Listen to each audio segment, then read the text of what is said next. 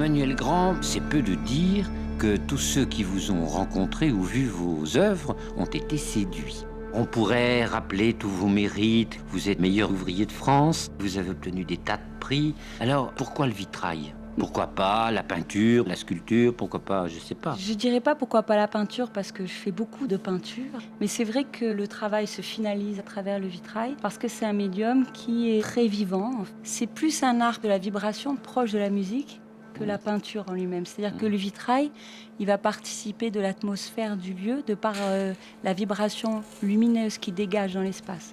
C'est quand même un art très difficile d'essayer de transmettre ce qui transperçait Élisabeth, c'est-à-dire cette lumière de l'amour de Dieu. C'est quand même fou. Oui, c'est un sacré défi, effectivement. C'est vrai que mon but en faisant ce vitrail n'a pas été de donner à voir seulement Élisabeth dans ses aspects extérieurs, tels que son visage ou son habit de carmélite, et que ça a été de pouvoir faire partager l'expérience qu'elle avait de la présence divine, de rendre vivant son expérience de Dieu finalement. Et pourquoi pas, quand on est devant ce vitrail, de recevoir cette lumière transformée, transfigurée. Je crois que c'est le but que se donne tout art sacré.